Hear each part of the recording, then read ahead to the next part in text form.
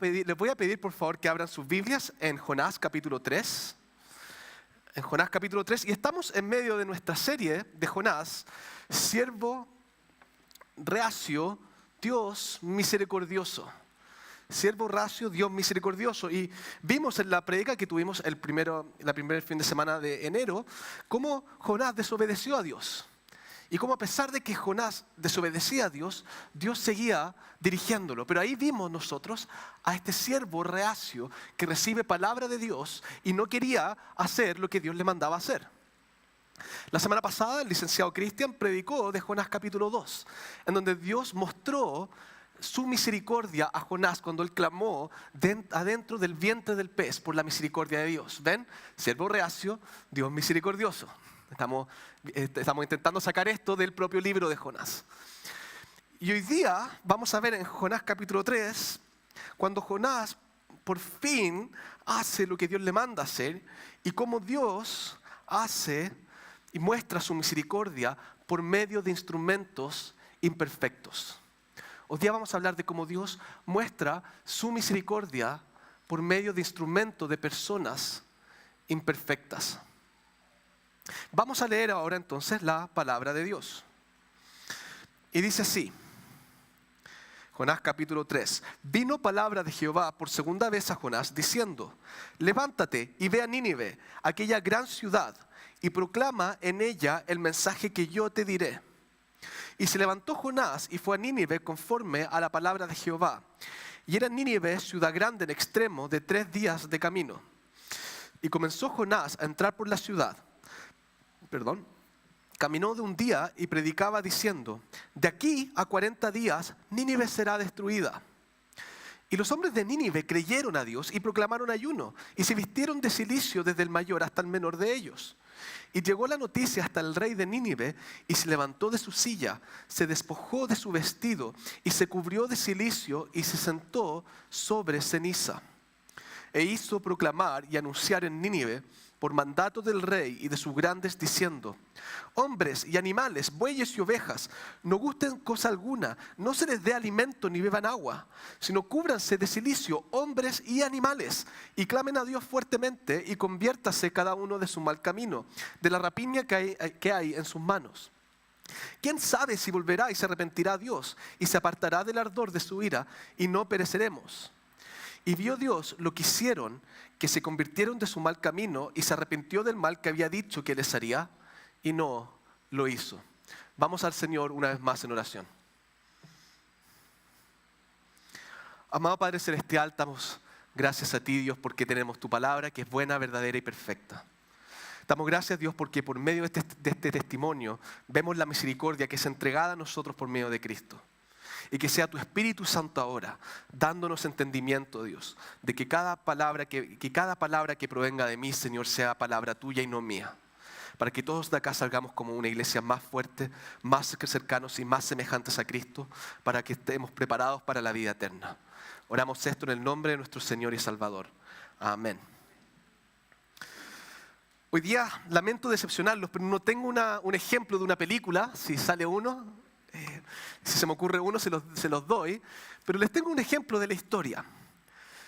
Jonathan Edwards era un teólogo y pastor famoso del siglo XVIII. Y estoy seguro que probablemente el pastor Danilo lo ha mencionado desde acá, lo ha mencionado cuando yo estaba antes, porque yo sé que al pastor Danilo le gusta mucho Jonathan Edwards. Pero Jonathan Edwards era americano y él era un predicador y un teólogo muy famoso. De hecho, es considerado en Estados Unidos el teólogo estadounidense más grande. Para muchos. Él fue parte de un movimiento que se llama el Gran Avivamiento en Estados Unidos, que fue un movimiento en que hubo un renacer espiritual en Estados Unidos por la predicación de la palabra. Y Jonathan Edwards tiene como su sermón más famoso, y nótense el nombre del sermón, se llama Pecadores en manos de un Dios airado. ¿No parece esa una historia de niño que le contarían a sus hijos? Imagínense la imagen del título. Pecadores en manos de un Dios airado. Y el propósito de este sermón era mostrar, tal cual lo dice su título, la condenación en que el hombre pecador está. Porque es una condenación tal que por su pecado Dios está irado contra él y en sus manos, de manera irada, está bajo su condena y las consecuencias que eso trae. Es decir, está bajo el castigo de Dios. Era un sermón que duraba más o menos, cuando él lo predicó, 1 hora.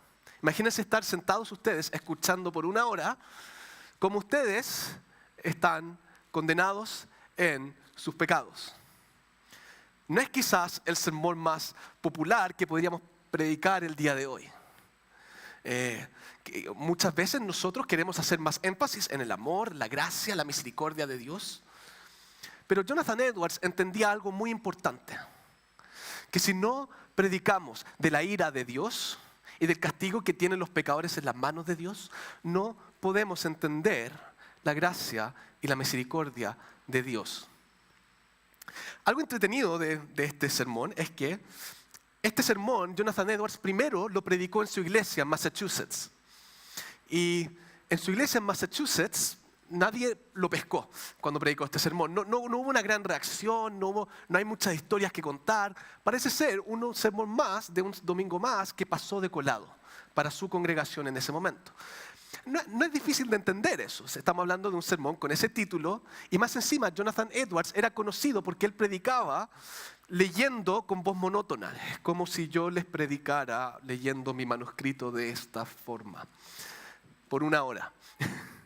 Comprenderán por qué quizás en su iglesia no tuvo mucha repercusión. Nadie es profeta en su propia tierra, diría Cristo, Jonás, Lucho Jara y muchos otros. Pero el punto que quiero marcarles acá es que Jonathan Edwards predicó este sermón por 2ª vez en Connecticut. Lo invitaron, él fue para allá, estaba de invitado y básicamente tomó y recicló este sermón y hizo lo mismo. Lo leyó, lo predicó, pero la reacción de la congregación en ese momento fue muy distinta. Mientras Jonathan Edwards, nos cuenta el relato, que mientras Jonathan Edwards predicaba este sermón y daba esta imagen de que somos como arañas que penden del hilo de araña y abajo está este infierno de azufre que nos espera, decían que la congregación se sujetaba de los pilares y clamaba a Dios por misericordia. Muchas personas, quizás exageradamente, apuntaban que este sermón fue el que dio inicio al gran avivamiento que ocurrió en todo Estados Unidos después. Pero por lo menos, si es que no lo comenzó, por lo menos refleja el espíritu que había en ese momento, en que hubo convicción de pecado en ellos y que por ello necesitaban de la misericordia y la gracia de Dios. ¿Por qué parto este relato de nuestro sermón, que es de Jonás, no de Jonathan Edwards, de esta forma? Porque Dios, por medio de instrumentos perfectos, cuando predican la palabra con fidelidad, muestra su misericordia, incluso cuando la palabra es difícil. Leamos el versículo 1 de Jonás.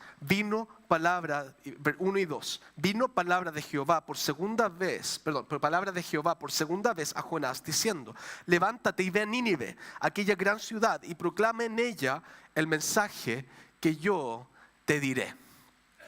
Si esto les suena déjà vu, es porque ya leímos esto en el capítulo 1 de Jonás. Jonás parte así. Jonás capítulo 1, si ustedes van a Jonás capítulo 1, y dice, capítulo 1, versículo 1, vino palabra de Jehová a Jonás, hijo de Amitai, diciendo: levántate y ve a Nínive, aquella gran ciudad, y pregona contra ella, porque ha subido su maldad delante de mí. Acabamos de tener una especie acaba de rebobinarse la historia y acaba de comenzar de nuevo después de que Jonás huyó, estuvo en el pez y salió. En otras palabras, Jonás terminó en el mismo lugar en el que partió por alejarse de Dios y buscar no hacer la voluntad de Dios. Dios impuso su voluntad de todas formas. Pero hay una diferencia acá. Y la diferencia es que en este caso, a diferencia del capítulo 1, nosotros vemos que Jonás, en el versículo 3 dice: y se levantó Jonás y fue a Nínive conforme a la palabra de Jehová. Básicamente, Jonás terminó haciendo aquello que nunca él quiso hacer, que era ir a Nínive y predicar la palabra. Pero hay una pregunta que quizás ustedes han estado haciendo hasta este entonces en la historia de Jonás. Yo me la he hecho. ¿Por qué Dios insistió con Jonás? ¿Por qué Dios, después de que Jonás no quería servirlo, sencillamente no desechó a Jonás? Era quizás la solución más fácil. Porque seguramente habían otros profetas que sí hubiesen estado dispuestos de buena gana de ir a predicar esto. Es como, por ejemplo, a mí me pasaba que cuando yo cumplí 18 años y saqué mi licencia de conducir, me encantaba manejar. Me encantaba manejar y buscaba todas las excusas que yo podía encontrar para poder manejar. Necesitamos remedio en la farmacia. Yo voy. ¿Están seguros que no necesitamos ir a buscar algo al supermercado? Y funcionaba así. Y mi hermano mayor, cuando le pedían cosas, en vez de hacerlo él, bueno, que lo haga Pancho. Pancho va a ir de buena gana. ¿Por qué voy a ir yo? Y parece ser la solución más fácil. Pero Dios, de todas formas, insistió por el camino que parecía ser el más difícil, por un hombre que no quería servir. Que a todas luces, lo último que quería hacer era ir a Nínive. Por miedo, en el capítulo 4 vamos a ver que él tampoco le caían muy bien los ninivitas. Pero Dios insiste con Jonás. Quiero que además miremos en el versículo 3 lo siguiente. Y versículo 4. Y era Nínive ciudad grande en extremo de 3 días de camino, y comenzó Jonás a entrar por la ciudad, caminó de un día y predicaba diciendo: de aquí a 40 días Nínive será destruido. Creo que incluso noten el espíritu con el que Jonás va a predicar a Nínive. Porque uno pensaría que Jonás, después de todo lo que le pasó, de caer al mar en la tormenta, de ser tragado por un pez, de ser regurgitado por el pez y salvado por Dios, uno pensaría que Jonás hubiese tenido un cambio de 180 grados y ahora estaría feliz sirviendo a Dios con un verdadero cambio de corazón. Pero ¿fue eso lo que pasó? De hecho, si vemos la descripción en el versículo 4, y si bien hay algo de silencio acá, en la predicación de Jonás fue: de aquí a 40 días Nínive será destruida. No sé si pueden imaginarse esta imagen. Jonás llega a Nínive, que es una ciudad gigante, por lo menos para la época, y probablemente iba caminando, ya sea a las plazas, las calles, y iba diciendo: Nínive será destruida. Nínive será destruida. Nínive será destruida. Una y otra vez. Uno se lo puede imaginar hasta sin ganas. Es quizá el sermón más fome predicado en toda la historia. Pero ahí estaba Jonás, yendo, caminando, sirviendo, obedeciendo, pero quizás no con el corazón realmente entregado. De manera monótona, de manera débil, sin convicción. Pero acá tenemos nuestra enseñanza en este punto. Dios trabaja por medio de siervos imperfectos como tú y como yo. Porque tú y yo muchas veces sí somos como Jonás.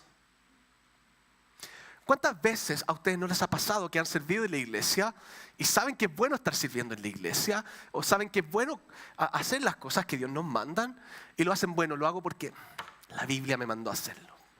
Pero pucha, ojalá que no me lo mandara a hacer.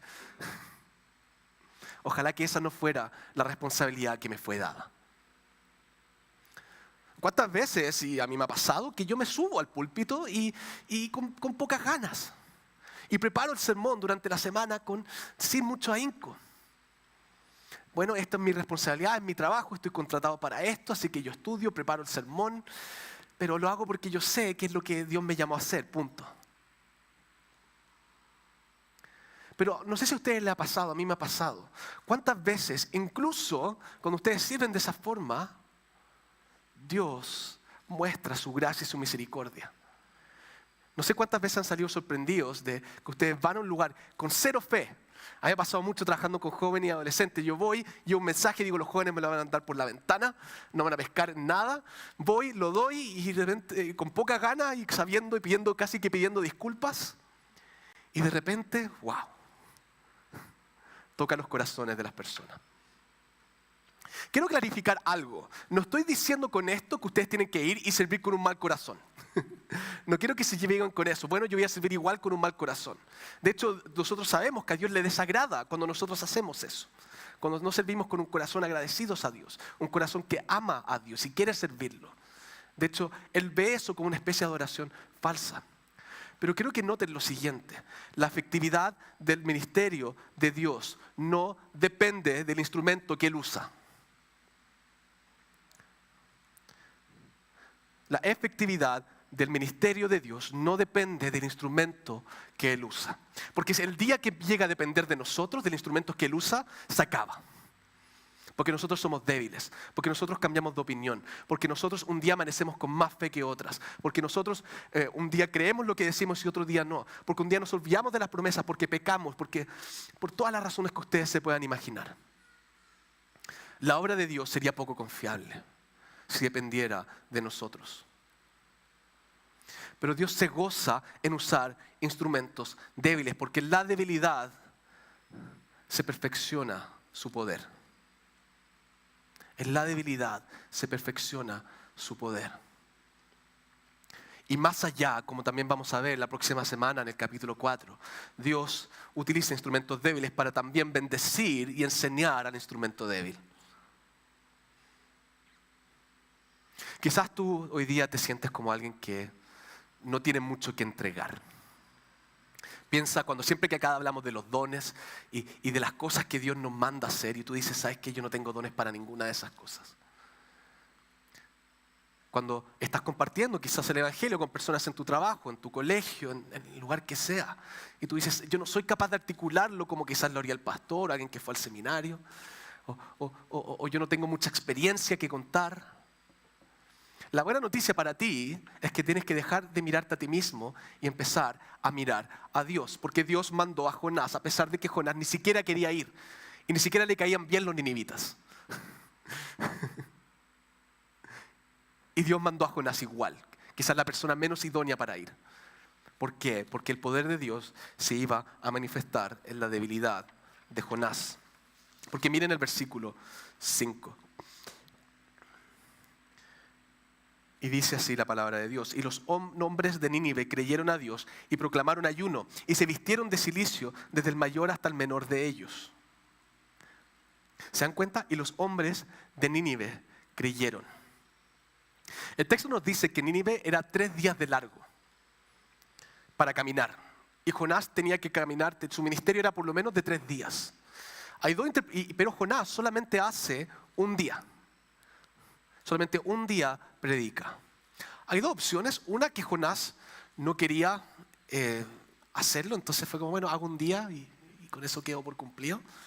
Pero más probable es que Jonás, después de haber predicado un día, ni siquiera todo lo que tenía que hacer, en solo un día vio tuvo este efecto. Y los hombres de Nínive creyeron a Dios y proclamaron ayuno. Quiero recordarle un poco quiénes son los ninivitas. Los ninivitas son un imperio pagano que eran conocidos y famosos por su crueldad. Una de las cosas que ellos hacían, conquistaban tierras y tomaban prisioneros, y los prisioneros los despellejaban vivos. Ese era el nivel de crueldad que tenían los ninivitas y se reían de ellos mientras hacían aquello. Durísimo.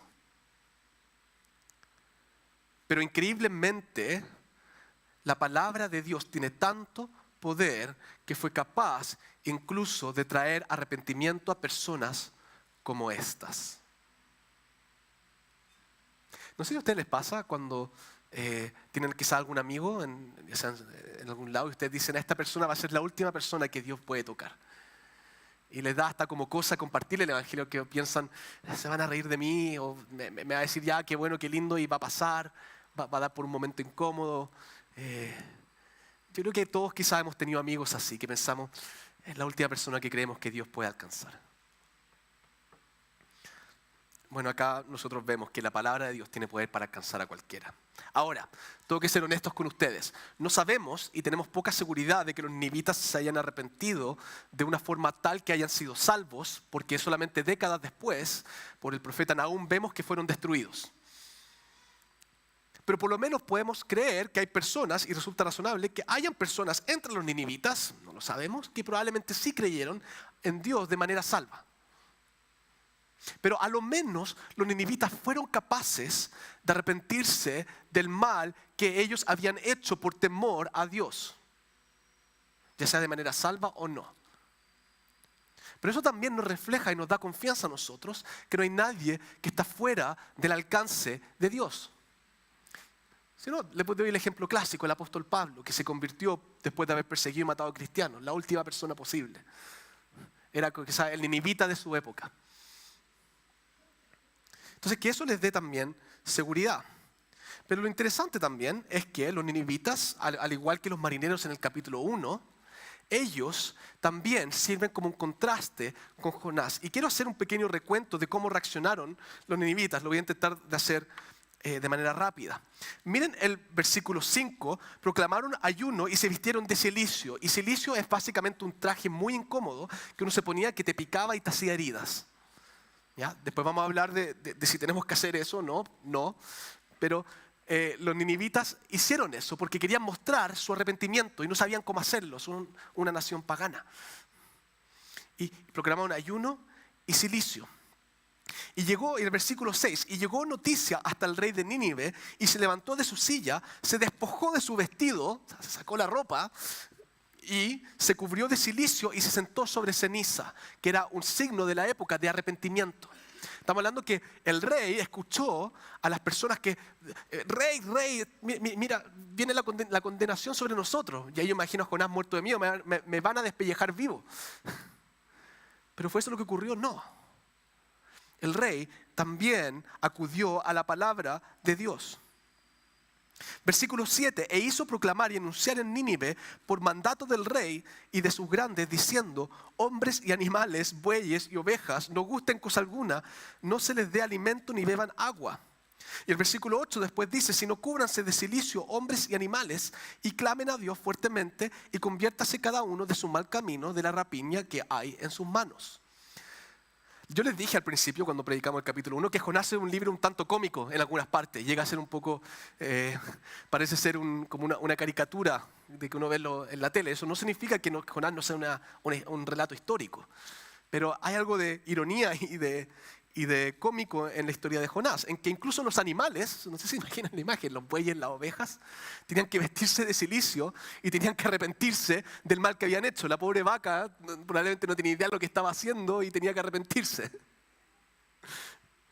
Pero así de grande fue el arrepentimiento de Nínive, que fue del mayor al más pequeño, hombres, mujeres, incluso los animales, hasta Cachupín tenía que arrepentirse. ¿Qué es lo maravilloso de esto? ¿Y qué es lo increíble de esto? Que sigue con el relato que veíamos en Jonás capítulo 1. Que vemos que Jonás, en toda esta historia, es el más reacio a la palabra de Dios. Nuevamente, al igual que con los marineros, tenemos a un pueblo pagano. Y al peor de los pueblos paganos. Alemania nazi, la Unión Soviética, lo que ustedes quieran en la historia. Arrepintiéndose y acudiendo a la palabra de Dios. Mientras que Jonás tiene un corazón que todavía está duro, que todavía no entiende. Y Jonás era israelita. Jonás era la iglesia. Él era el pueblo de Dios. Lo que nos lleva nuevamente a hacer la siguiente aplicación. ¿Cómo está tu corazón? Porque tu corazón puede endurecerse a tal punto que a ratos parezca que tú tienes menos temor de Dios que aquellos que están afuera. No sé si te les pasa, acá a veces uno sale afuera y las personas dicen, no, todo lo malo que se hace en esta vida se paga. Toda esta vida se paga. No sé si han escuchado esa frase. Y después dicen, no, es que yo creo en el karma. Si hago algo bueno, si viene algo malo. Yo creo que un agnóstico a veces dice, bueno, yo creo que hay un Dios en alguna parte, así que no creo que me caiga el castigo. Personas que les da miedo cuando entran a la iglesia porque les va a caer un rayo por su pecado. No estoy diciendo que esas cosas estén bien,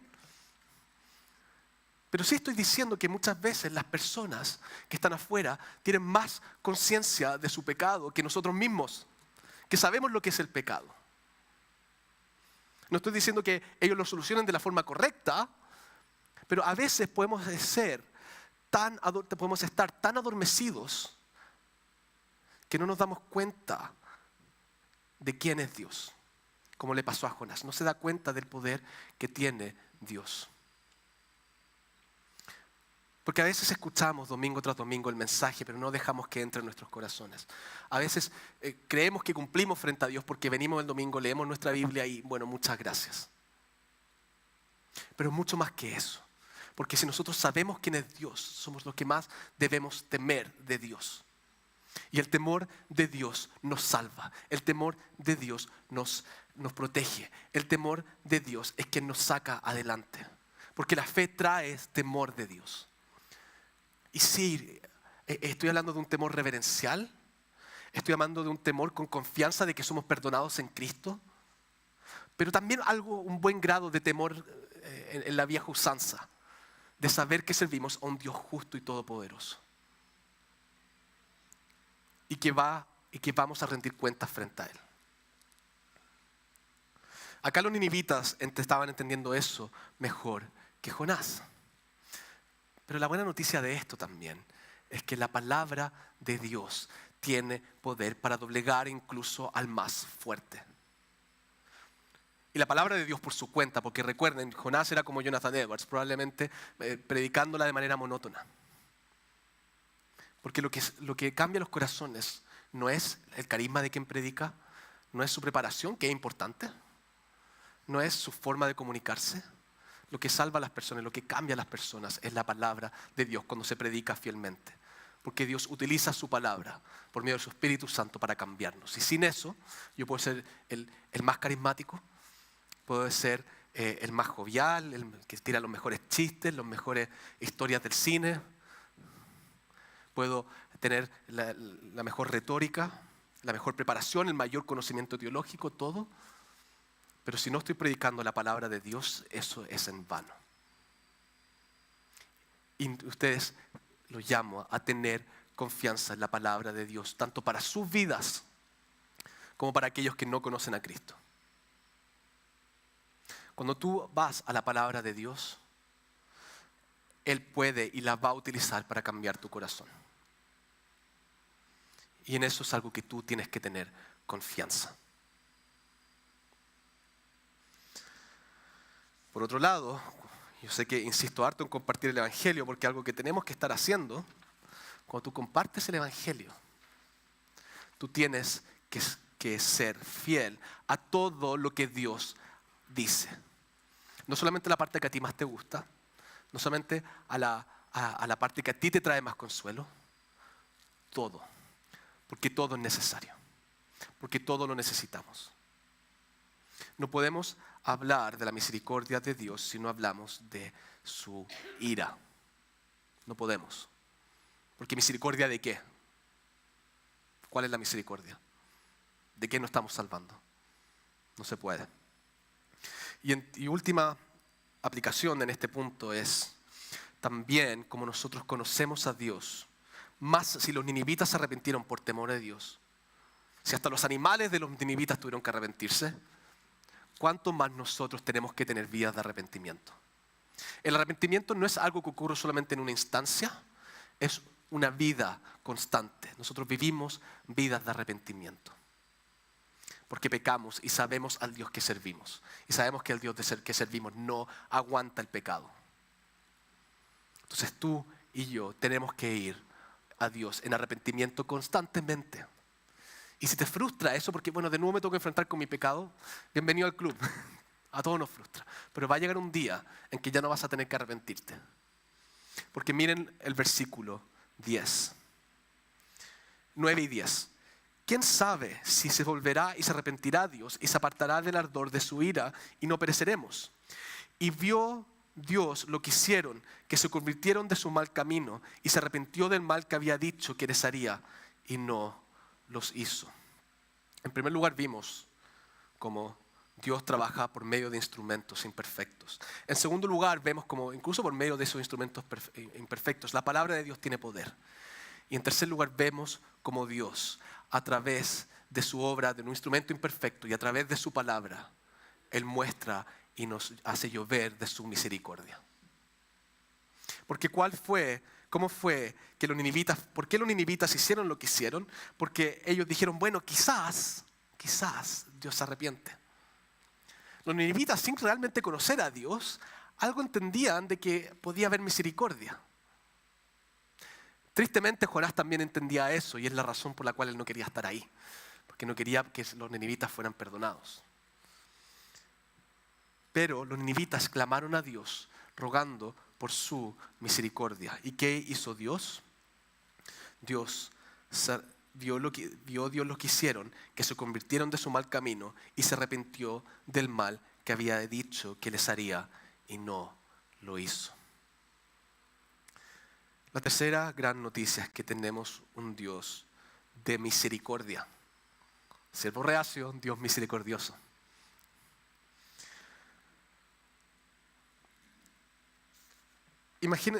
Imagínense ser ustedes Jonás. Y Jonás en esto está teniendo uno de los ministerios más exitosos de toda la historia.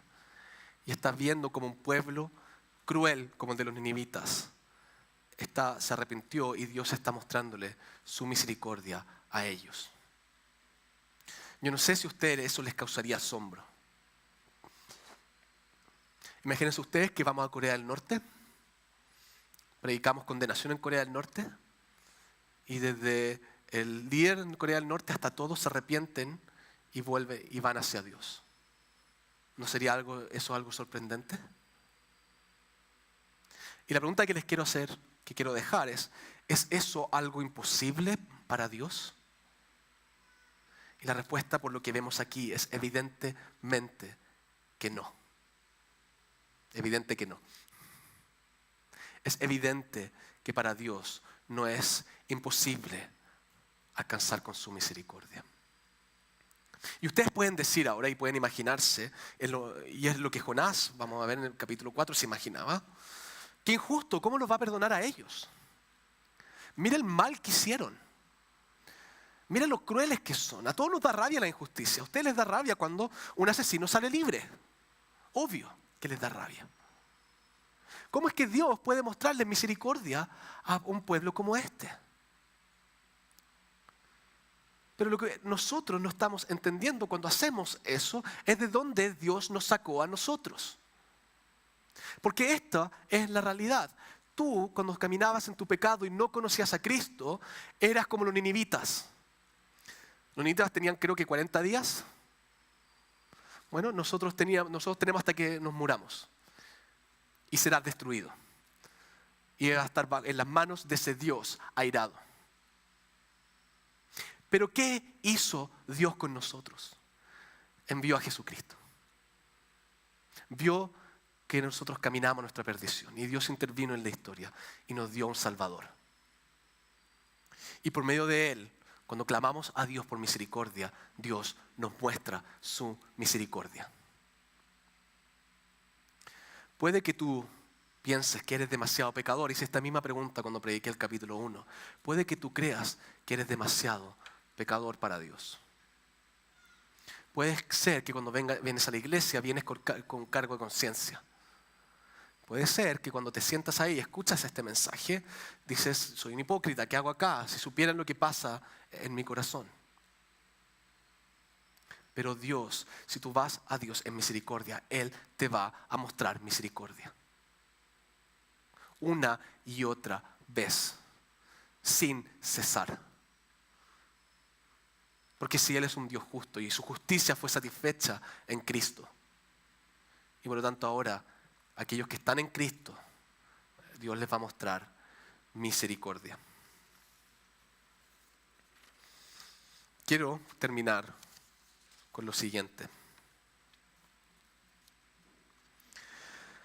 Nínive es todo el mundo que no conoce a Dios.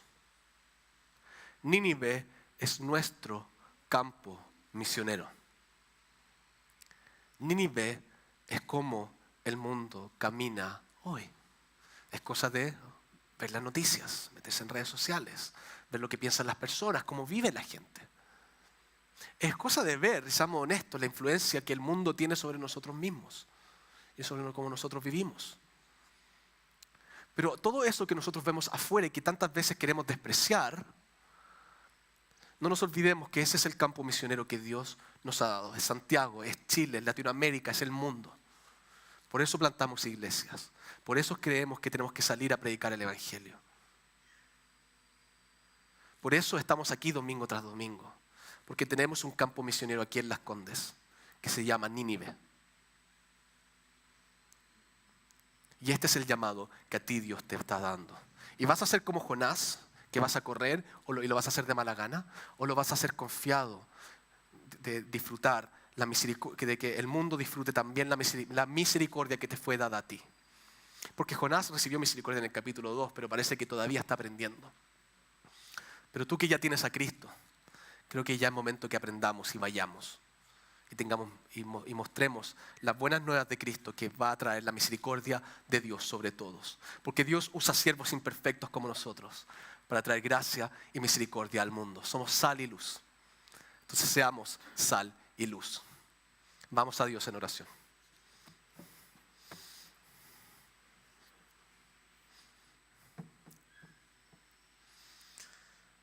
Amado Padre Celestial, damos la gloria a ti, que eres el Señor de la mies, el Señor del campo, el Señor de la misión.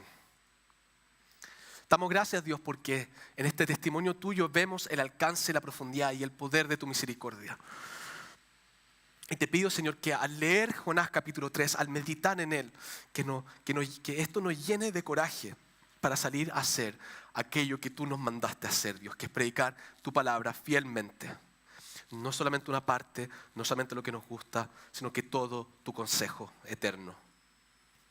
Y te pido, Dios, por aquellas personas que están aquí, Dios, que no te conocen y están hoy día bajo tu ira, están hoy día bajo tu condenación, Señor.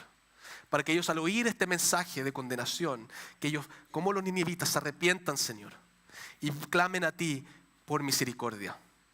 Porque sabemos, Dios, que tú eres fiel en galardonar a aquellos que te buscan. Y te pido, Señor, por nosotros y nuestros propios corazones, que tengamos un corazón que confíe en ti y que dejemos de buscar excusas para no hacer lo que tú nos mandas a hacer. Que dejemos de escondernos, Señor, y que seamos valientes de saber que tenemos una misión y que llegará el día, Dios, que todas esas personas que tú estás reuniendo por medio de nosotros, estaremos juntos cantándote gloria. Oramos esto en el nombre del Padre y del Hijo y del Espíritu Santo. Amén. Iglesia, pongámonos de pie y démosle gloria a Dios.